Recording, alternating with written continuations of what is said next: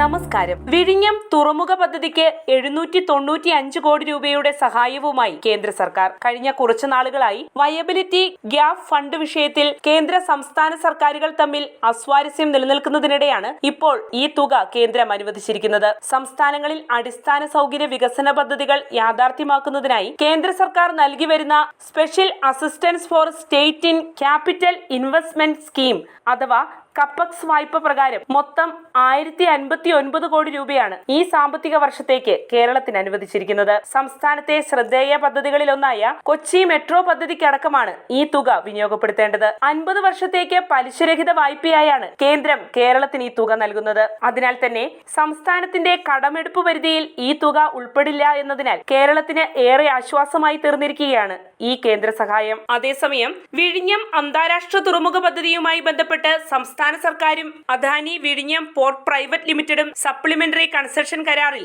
ഏർപ്പെടും. Arbitration നടപടികൾ പിൻവലിച്ചതിനെ തുടർന്നാണ് supplementary കരാർ ആവശ്യമായി വന്നിരിക്കുന്നത്. ഈ കരാർ നിയമവകുപ്പിന്റെയും അഡ്വക്കേറ്റ് ജനറലിന്റെയും ഉപദേശം തേടിയ ശേഷമാണ് കേരളം അംഗീകരിച്ചിരിക്കുന്നത്. ഈ കരാർ പ്രകാരം 2045 പൂർത്തിയാക്കേണ്ട വിഴിഞ്ഞം തുറമുഖത്തിന്റെ രണ്ടാമത്തെയും അവസാനത്തെയും ഘട്ട പ്രവൃത്തികൾ 2028 പൂർത്തീകരിക്കണം. ഇത് സാധ്യമായില്ലെങ്കിൽ കമ്പനി നഷ്ടപരിഹാരം നൽകേണ്ടതായി വരും. കേന്ദ്ര ആസൂത്രണ കമ്മീഷൻ തയ്യാറാക്കിയ സംസ്ഥാന തുറമുഖങ്ങൾക്കായുള്ള മാതൃകാ കൺസെഷൻ കരാർ പ്രകാരമാണ് വിഴിഞ്ഞം പദ്ധതിയുടെ കരാർ തയ്യാറാക്കിയത്. അതുപ്രകാരം 40 വർഷമാണ് വിഴിഞ്ഞം തുറമുഖത്തിനായുള്ള കരാർ കാലാവധി. തുറമുഖത്തിന്റെ അടുത്ത 2 നിർമ്മാണ ഘട്ടങ്ങളും അദാനി ഗ്രൂപ്പ് സ്വന്തം ചെലവിൽ പൂർത്തിയാക്കിയാൽ നടത്തിപ്പ് അവകാശം 20 വർഷം കൂടി നീട്ടും. ഓഖി, പ്രളയം തുടങ്ങിയ പ്രതികൂല സാഹചര്യങ്ങളെ തുടർന്ന് നിർമ്മാണം വൈകിയെന്ന അദാനി ഗ്രൂപ്പിന്റെ വാദം ശരിവെച്ച് സർക്കാർ നിർമ്മാണ കാലയളവിൽ 5 വർഷം കൂടി നീട്ടി നൽകിയിരുന്നു. ഇതോടെ 65 വർഷത്തെ നടത്തിപ്പ് അവകാശമാണ് അദാനി ഗ്രൂപ്പിന് ലഭിച്ചിരിക്കുന്നത്. 4 വർഷത്തിനകം 10,000 കോടി രൂപയുടെ പുതിയ നിക്ഷേപം അദാനി പോർട്ട് നടത്തും. പദ്ധതിക്ക് കാലതാമസം വന്നതിനാൽ പിഴയായ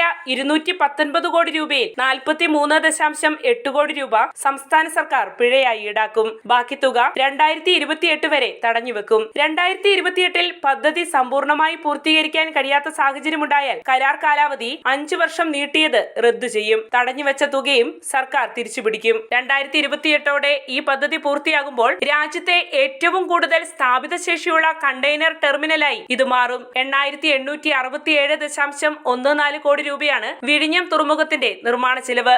ഇതിൽ 5,595.34 കോടി രൂപയാണ് സംസ്ഥാന സർക്കാരിന്റെ വിഹിതം. ഒരു കപ്പൽ വിഴിഞ്ഞത്തെത്തി തിരികെ മടങ്ങുമ്പോൾ 1 കോടി രൂപയെങ്കിലും തുറമുഖത്തിന് ലഭിക്കും. ഈ തുകയുടെ 18% GST ആണ്.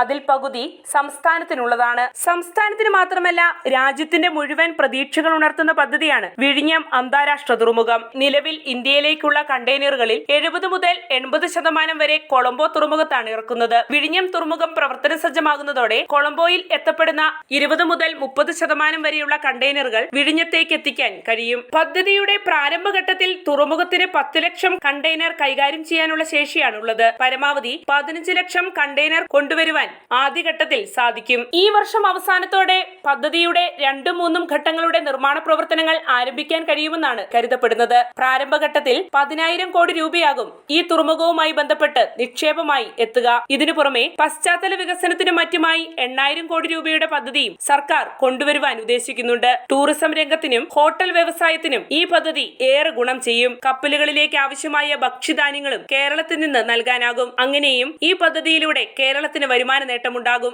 ഈ പദ്ധതിയിലൂടെ 20,000 പേർക്ക് നേരിട്ട് തൊഴിൽ നൽകാനും സാധിക്കും. പദ്ധതിയുമായി ബന്ധപ്പെട്ട കരാർ പ്രകാരം 2034 മുതൽ 1% വീതം ലാഭവിഹിതം സംസ്ഥാന സർക്കാരിന്റെ നിയന്ത്രണത്തിലുള്ള വിഴിഞ്ഞം ഇന്റർനാഷണൽ സീപോർട്ട് ലിമിറ്റഡ് അഥവാ വിസലിന് നൽകേണ്ടതായുണ്ട്. ഈ ലാഭവിഹിതം ഓരോ വർഷവും 1% വീതം വർദ്ധിക്കും. വിഴിഞ്ഞം അന്താരാഷ്ട്ര തുറമുഖം ചരക്ക് ഗതാഗതത്തിനായി തുറന്നുകൊടുത്തതോടെ ചരക്കിറക്കുമ്പോൾ അതിന്റെ മൂല്യത്തിന്മേൽ ഇന്റഗ്രേറ്റഡ് GST കൂടി കസ്റ്റംസ് വിഭാഗം ഈടാക്കും.